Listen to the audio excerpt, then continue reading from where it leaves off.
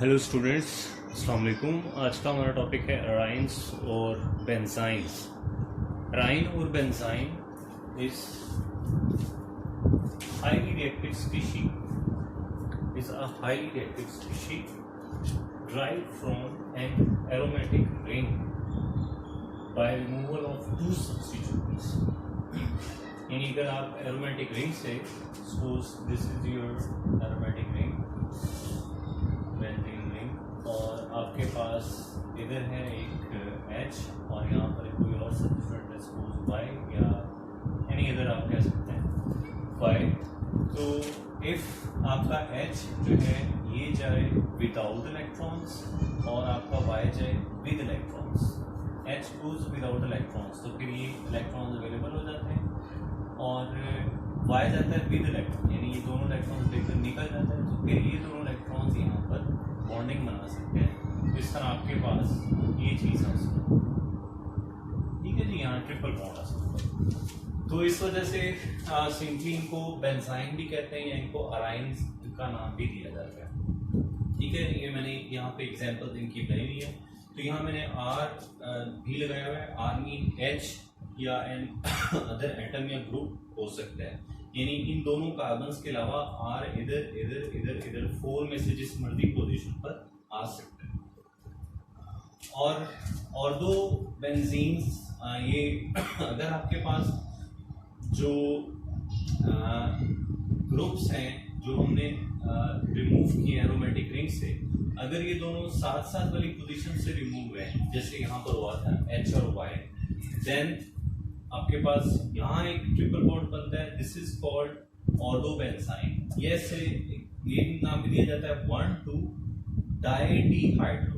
डाइडिहाइड्रो से मुराद ये इस सेंस में लिया गया, डाई मीन 2 और डिहाइड्रो मीन हाइड्रोजन्स, यानी 2 हाइड्रोजन्स जो हैं वो रिमूव किए हुए हैं अरेन्स, यानी इस एरोमेटिक रिंग से 2 हाइड्रोजन्स, अगर आप सपोज करें ये H है तो ये भी H था, तो 2 हाइड्रोजन्स यहाँ से रिमूव किए हुए, इस वजह से यहाँ ट्रिपल बॉन्ड जो है वो है। बिल्कुल ऐसी जैसे अल्कीन में से आप 2 H और रिमूव कर दें डबल बॉन्ड वाले कार्बन से, तो फिर उन दोनों कार्बन में ट्रिपल बॉन्ड आ जाता है। इसी तरह ये अगर आप जो है वो साथ साथ वाले कार्बन पे नहीं बल्कि एक कार्बन उसके बाद एक से नेक्स्ट कार्बन, यहाँ से हाइड्रोजन्स रिमूव हुए हों या यहाँ से आपके जो 2 सब्स्टिट्यूएंट्स है वो रिमूव है, साथ साथ वाले से नहीं बल्कि एक छोड़ के नेक्स्ट से, तो देन इसको कहते हैं मेटाबेंजाइन। और अगर बिल्कुल ऑपोजिट वाले कार्बन से ग्रुप्स रिमूव हुए हैं तो फिर इनको कहते हैं पैराबेंजाइंस या पैरा अराइन्स, ठीक है जी। और ऑर्डोबेंजाइंस को 1,2 डाइडिहाइड्रोअरेन्स भी कहते हैं, मेटाबेंजाइंस को 1,3 आगे सेम यही नाम है, और पैराबेंजाइंस को 1,4 और आगे सेम नेम इसका लिया जा सकता है। तो इन तीनों में से जो मोस्ट कॉमन अराइन्स है, most common Arain that is R2, लेकिन मेटा एंड पैरा अराइन्स भी जो है ये पॉसिबल है, जानी जाती है। स्ट्रक्चर ऑफ एंड रिएक्टिविटी में अगर आप आए तो alkyne representation of benzene is widely accepted. Alkyne representation of benzene is widely accepted. मतलब ये जो बेंजाइन्स है, यहाँ मैंने सिंपलिसिटी के लिए R जो ग्रुप यहाँ मैंने शो किया हुआ वो मैंने यहाँ आगे शो नहीं किया हुआ। तो ये जो हमारे पास बेंजाइन्स हैं इनकी 3 तरह की रिप्रेजेंटेशन है। एक ये है जिसमें अल्काइन रिप्रेजेंटेशन है, मीन इसमें हमने ट्रिपल बॉन्ड शो किया होता है। दूसरी रिप्रेजेंटेशन कैमुलिन जैसी है।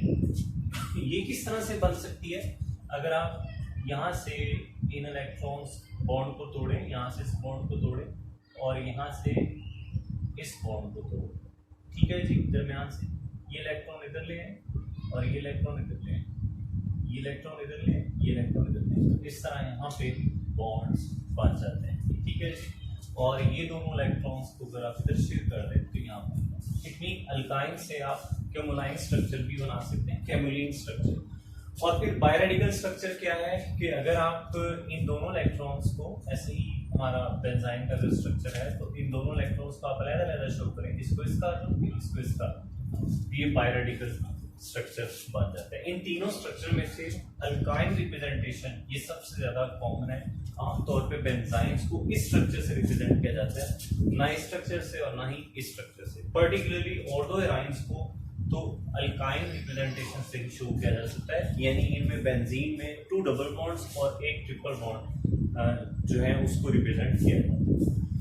अराइंस वाला जो ट्रिपल बॉन्ड है ये आम अल्काइंस वाले ट्रिपल बॉन्ड जैसा नहीं होता। आप आम अल्काइंस को याद रखें तो उसमें जो कार्बन्स होते हैं ट्रिपल बॉन्ड वाले ये sp हाइब्रिडाइज्ड होते हैं, और इनमें जो p ऑर्बिटल्स होते हैं अनहाइब्रिडाइज्ड, ठीक है, उनको यूं रिप्रेजेंट किया जाता है और ये साइड टू साइड ओवरलैप करके ट्रिपल बॉन्ड बनाते हैं। इसलिए इन अल्काइंस को कहते हैं अनस्ट्रेन्ड अल्काइंस, यानी इन अल्काइंस में कोई स्ट्रेन, कोई खिंचाव जो है वो नहीं होता बॉन्ड के अंदर। और हमारा जो बॉन्ड एंगल है ट्रिपल बॉन्ड का सिंगल बॉन्ड, यानी इस कार्बन का जो sp हाइब्रिडाइज्ड है जो ट्रिपल बॉन्ड बना रहा है इसके दोनों तरफ जो बॉन्ड एंगल है वो 180 डिग्री होता है in case of simple alkynes, ठीक है जी। और ये जो ट्रिपल बॉन्ड है ये p ऑर्बिटल्स के साइड टू साइड ओवरलैप से बना होता है, मैंने यहाँ लिखा है। लेकिन आप बेंजाइन्स को देखें तो इसमें स्ट्रेट जो है वो होना पॉसिबल नहीं है, क्योंकि ये साइक्लिक स्ट्रक्चर है। तो इसमें आप देखें ट्रिपल बॉन्ड का सिंगल बॉन्ड से जो बॉन्ड एंगल है ये 180 नहीं हो सकता। ये 180 तब पॉसिबल था अगर ये सीधा सीधा होता, फिर ये 180 है, लेकिन ये क्योंकि साइक्लिक है तो ये bond angle less than 180 degree होता है। इस वजह से, क्योंकि अगर आप बायर स्ट्रेन थ्योरी को भी ध्यान में रखें तो उसके अकॉर्डिंग इसका जो नॉर्मल बॉन्ड एंगल है वो 180 होना चाहिए, लेकिन ये 180 से कम आ रहा है साइक्लिक स्ट्रक्चर की वजह से, इसलिए इस बॉन्ड में स्ट्रेन पाया जाता है। इसी वजह से ऑर्थोएराइंस जो हैं ये नॉर्मल अल्काइंस के निस्बत ज्यादा रिएक्टिव होती है, क्योंकि इनका स्ट्रक्चर स्टेबल नहीं होता, बॉन्ड में स्ट्रेन पाया जाता है, ठीक है जी। और इसको न्यू भी रिप्रेजेंट कर सकते हैं कि ये जो अगर आपको अल्काइंस का नॉर्मली बेंजीन को ज़हन में रखें तो हर कार्बन जो है वो बेंजीन में sp2 हाइब्रिडाइज्ड होता है। तो यहाँ से एक H और यहाँ से एक ग्रुप जो मैंने यहाँ एग्जांपल दी, ये अगर दोनों रिमूव किए जाते हैं, H इस तरह जाता है कि ये अपना इलेक्ट्रॉन पेयर यहाँ देकर जाता है और Y इस तरह जाता है कि ये इलेक्ट्रॉन पेयर लेकर जाता है। तो ये sp2, इसमें 2 इलेक्ट्रॉन्स होंगे और ये sp2 जो है वो एम्प्टी हो, ठीक है जी। और sp2 इतनी easily side to side overlap नहीं कर सकते जितनी easily p orbitals side to side overlap कर सकते। यही वजह है कि जो बेंजाइन्स हैं इनके अंदर जो ट्रिपल बॉन्ड बनता है वो इतना स्टेबल ट्रिपल बॉन्ड नहीं होता, क्योंकि इन दोनों की आपस में ओवरलैप इतनी इजी नहीं है जितनी इजी p2p ओवरलैप होती है। तो इस वजह से ऑर्थोएराइंस में ये जो बॉन्ड है ये बहुत रिएक्टिव बॉन्ड होता है। तो LUMO means lowest unoccupied molecular orbital. अगर हम मॉलिक्यूलर ऑर्बिटल थ्योरी के अकॉर्डिंग बात करें तो lowest unoccupied molecular orbital of arenes, इनकी बात हो रही है अराइंस। इनका lowest occupied molecular orbital lies much lower than LUMO unstrained alkynes, यानी इनका जो लोएस्ट अनऑक्युपाइड मॉलिक्यूलर ऑर्बिटल है उसकी एनर्जी बड़ी कम होती है बनिस्बत इन अनस्टेन्ड अल्काइंस के। इनका LUMO हाई एनर्जी को, तो जो न्यूक्लियोफाइल है यानी न्यूक्लियस लमिंग जो इलेक्ट्रॉन्स इजीली डोनेट करते हैं, उनका highest occupied molecular orbital HOMO, इसकी एनर्जी बिल्कुल इनके LUMO से मैच होती है, उसके करीब करीब होती है। इसलिए न्यूक्लियोफाइल्स जो हैं उनका हाईएस्ट ऑक्युपाइड मॉलिक्यूलर ऑर्बिटल, यानी वो ऑर्बिटल जिसमें जो हाईएस्ट एनर्जी वाला है और जिसमें इलेक्ट्रॉन्स मौजूद हैं, वो ऑर्बिटल बड़ी इजीली इलेक्ट्रॉन्स डोनेट करेगा ऑर्थोएराइंस के LUMO को, यानी लोएस्ट ऑक्युपाइड मॉलिक्यूलर ऑर्बिटल। इसलिए न्यूक्लियोफाइल्स बड़ी तेजी से अराइंस के साथ रिएक्शन करते हैं, इनको इलेक्ट्रॉन पे डोनेट करते हैं बनिस्बत अल्काइंस के, क्योंकि इनका जो LUMO है ये ज्यादा एनर्जी पर होता है और इनका LUMO कम एनर्जी पर होता है, तो ये बड़ी इजीली इलेक्ट्रॉन्स को एक्सेप्ट कर रहे हैं।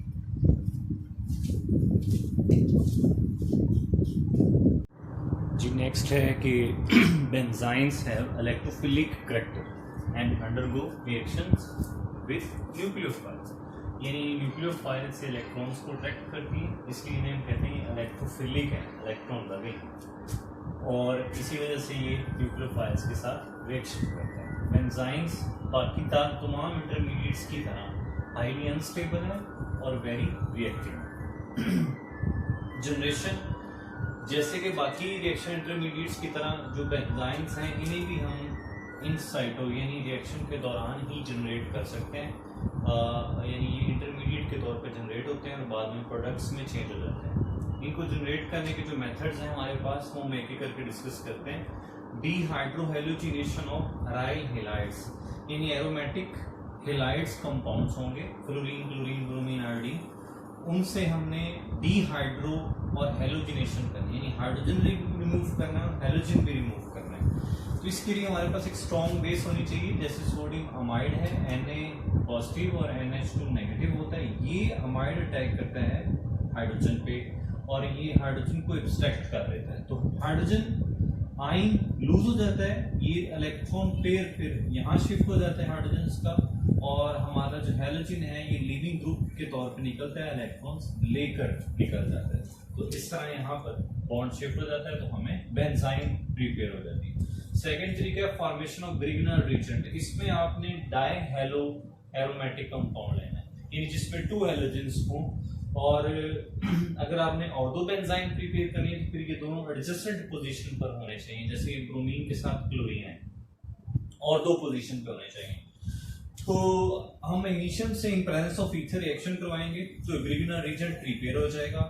ये यहाँ पर C के बाद Mg और फिर Br, यानी Mg यहाँ पर आकर ऐड हो जाएगा, Br से पहले Mg आ जाएगा। एक्चुअली कार्बन और बॉन्ड ऑर्डर ये होता है, कार्बन का फ्लोरीन से बॉन्ड सबसे स्ट्रॉन्ग है, फिर कार्बन का क्लोरीन से स्ट्रॉन्ग होता है, फिर ब्रोमीन से और फिर आयोडीन से स्ट्रॉन्ग होता है बॉन्ड। तो ये बॉन्ड वीक है कार्बन ब्रोमीन CCl के निस्बत, इसलिए यहाँ पर Mg आकर ऐड हो जाता है। अगले स्टेप में यू नो कि ग्रिग्नर रीजेंट वाले टॉपिक अगर आप रिकॉल करें, कार्बन पर पार्शियल नेगेटिव और Mg पर पार्शियल पॉजिटिव होता है, तो ये कार्बन इन दोनों इलेक्ट्रॉन्स को लेकर यहाँ अटैक करवाता है, ये वाला कार्बन। ठीक है जी, ये इलेक्ट्रॉन्स यहाँ पर आएंगे और ये लिविंग ग्रुप इलेक्ट्रॉन्स लेकर निकल जाएगा। तो इस तरह आपके पास यहाँ बेंजाइम प्रिपेयर हो जाएगी। थर्ड मेथड डीकार्बोक्सिलेशन है, ये एंथ्राइनिलिक एसिड है हमारे पास, जिसमें कार्बोक्सिल ग्रुप के साथ ही अमाइनो ग्रुप है। हम नाइट्रस एसिड से इसको रिएक्शन करवा के इसको डायएजो कंपाउंड में चेंज करते हैं, एनिलीन को। ठीक है जी, HNO2 की मौजूदगी में एनिलीन डायएजो कंपाउंड में चेंज करते हैं N2 प्लस में, और इसका 2 डायएजो नियोबेंजीन 1 कार्बोक्सिलेट, यानी ये हम आपका पोजीशन नंबर 1 है तो ये पोजीशन नंबर 2 है। यहां पर अगर आप इसे बेस सिलेक्शन करवाएंगे तो बेस यहां से हाइड्रोजन आयन को निकाल लेगी, तो हाइड्रोजन जो है वो अपने इलेक्ट्रॉन्स ऑक्सीजन को रिलीज कर देगा, ऑक्सीजन पर आ जाएगा negative charge. Now this charge goes here, carbon और ऑक्सीजन में डबल बॉन्ड बनेगा, तो कार्बन के 5 बॉन्ड्स नहीं हो सकते, कार्बन ये बॉन्ड ब्रेक डाउन करता है। ठीक है, और ये कार्बन इन दोनों इलेक्ट्रॉन्स को लेकर यहाँ शिफ्ट करवाता है, तो ये N2 लीविंग ग्रुप के तौर पे निकल जाता है विद इलेक्ट्रॉन्स। ठीक है जी, बेंजाइम्स के टॉपिक में मैंने आपको बार बार ये बात बता रहा हूँ कि 2 ग्रुप्स हमने रिमूव करते हैं, एक ग्रुप विद इलेक्ट्रॉन्स जाता है और एक ग्रुप विदाउट इलेक्ट्रॉन्स जाता है। तो ये हमारा CO2 विदाउट इलेक्ट्रॉन्स गया है, ये दोनों इलेक्ट्रॉन यहाँ शिफ्ट हुए, तो N2 विद इलेक्ट्रॉन्स जो है वो यहाँ से रिलीज हुआ, ये हमारा प्रोडक्ट है। फोर्थ मेथड है फ्रॉम ट्राइमिथाइल, ट्राइमिथाइल सिलाइल, ये सिलिकॉन के साथ अटैच है, ट्राइमिथाइल सिलाइल अराइल, अराइल इस एरोमेटिक ग्रुप की वजह से, और ट्रिफ्लेट्स को OTF के तौर पर हम शो करते हैं। तो जो हमारा ट्राइमिथाइल सिलाइल ग्रुप है इसको TMS भी कहते हैं, ये यहाँ पर बॉन्ड को शो कर रहा है, और OTF से मार है ट्रिफ्लेट्स। ट्रिफ्लेट्स में क्या होता है जी, O ये वाला हो ऐसे ही, फिर SO2 और फिर CF3, ये ग्रुप को हम कहते हैं ट्रिफ्लेट को, यानी OTF की जगह ये ग्रुप लगा। तो ये बहुत अच्छा लिविंग ग्रुप होता है, और अगर आप इसको किसी स्ट्रॉन्ग बेस जैसे ट्रशी ब्यूटाइल अमोनियम फ्लोराइड, यहाँ से जो फ्लोराइड आयन है ये अटैक करता है सिलिकॉन पे। ठीक है जी, फ्लोराइड सिलिकॉन पर अटैक है, तो ये दोनों इलेक्ट्रॉन्स जो कार्बन और सिलिकॉन के बीच में यहाँ शिफ्ट होते हैं, तो ये लिविंग ग्रुप इलेक्ट्रॉन्स लेकर रिमूव हो जाता है। तो इस वजह से आपके पास यहाँ पर बेंजाइन बन जाता है, फिर OTF नेगेटिव चार्ज और SiCH3 के साथ F। इसकी जगह आप OH बेस भी यूज कर सकते हैं या alkoxy base OR negative base भी यूज कर सकते हैं फ्लोराइड आयन की जगह। नेक्स्ट है हेक्सा डीहाइड्रो डीजेल्डर रिएक्शन। डीजेल्डर रिएक्शन को आप ज़हन में लाएं, ये कौन सा रिएक्शन है जिसमें CH2 डबल बॉन्ड CH2 एक इथीन 1,3-ब्यूटाडाईन के साथ रिएक्शन करती है। ठीक है जी, 1,3-ब्यूटाडाईन के साथ ये रिएक्शन करती है। तो टोटल जो ये एक्चुअल रिएक्शन है डीजेल्डर रिएक्शन इथीन का 1,3-ब्यूटाडाईन से। लेकिन हेक्साडीहाइड्रो ये कौन सा डीजेल्डर रिएक्शन है, ऐसा डीजेल्डर रिएक्शन जिसमें नॉर्मल डीजेल्डर रिएक्शन प्लस 6 हाइड्रोजन कम हो, इसको हेक्साडीहाइड्रो, यानी हेक्सा में 6 और डीहाइड्रो में हाइड्रोजन रिमूव हुए हैं। तो आप देखें ये इथीन की जगह CH यानी एसिटाइलिन है और 1,3-ब्यूटाडाईन की जगह 1,3-ब्यूटाडाईन है, 1,3-ब्यूटाडाईन। तो आप टोटल हाइड्रोजन काउंट करें, इधर से 2, 3, 4 और 6, यहाँ पे हाइड्रोजन जस्ट 2 है, यानी 4 इधर कम है और 2 इधर कम है। ठीक है, इसलिए ये हेक्साडीहाइड्रो है, यानी ये 6 हाइड्रोजन इसमें 6 हाइड्रोजन कम है। और ये एडिशन है 4+1, यानी इधर 4 पाई इलेक्ट्रॉन्स, 2 पाई इधर से 2 और 2 पाई इलेक्ट्रॉन्स ये वाले 2 और 2 4 और 2 पाई इलेक्ट्रॉन ये वाले 6 टोटल यूज होंगे इसमें। तो यहाँ पर ये बॉन्ड यहाँ शिफ्ट होगा, ये बॉन्ड इधर शिफ्ट होगा, ये बॉन्ड फिर इन दोनों कार्बन में शिफ्ट होगा, तो एक साइक्लिक कंपाउंड हमारे पास बनेगा। और डबल बॉन्ड्स हमें कहाँ कहाँ मिलेंगे, यहाँ डबल बॉन्ड है, यहाँ डबल बॉन्ड है, यहाँ डबल बॉन्ड। ठीक है जी, यहाँ डबल बॉन्ड, ये डबल बॉन्ड और ये double.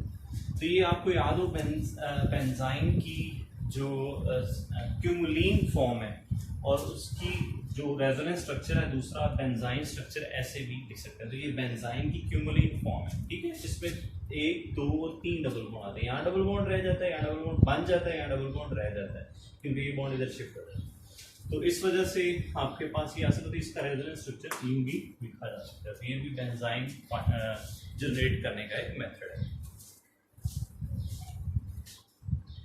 Last method, sixth method, is from 1H benzotriazole. This is 1H benzotriazole. अगर आप इसको सल्फ्यूरिक एसिड के डेरिवेटिव आप देखते हैं, सल्फ्यूरिक एसिड होता है H2SO4। यहाँ एक H तो है, SO4 भी है, लेकिन दूसरे H की जगह अमाइनो ग्रुप है NH2। इस रिएक्शन करवाएं तो यहाँ पर इस H की जगह अमाइनो ग्रुप यहाँ पर अटैच रहता है और साथ में रिलीज होता है H2SO4, यानी ये अमाइनो ग्रुप यहाँ जाता है, यहाँ से H यहाँ पर शिफ्ट होता है। तो फिर इस डेरिवेटिव जो हमारे पास इंटरमीडिएट बनता है, अगर इसको लेड एसीटेट से रिएक्शन करवाएं तो इसकी ऑक्सीडेशन हो जाती है लेड एसीटेट की मौजूदगी में। यहाँ से आपकी करेंगे बॉन्ड यहाँ शिफ्ट होता है, तो ये बॉन्ड इधर शिफ्ट हो जाता है, यहाँ से ये पूरे का पूरा ग्रुप यहाँ से रिमूव हो जाता है। तो इसको हम कहते हैं कि जो मेन हमारे रिएक्टेंट्स यहाँ पर नाइट्रोजन है, तो उस सेंस में टोटल 4 नाइट्रोजन बने हैं, तो उस सेंस में हमने जस्ट नाइट्रोजन को यहाँ मेंशन किया हुआ है कि 2 and 2 हमारे यहाँ से रिमूव हो जाते हैं।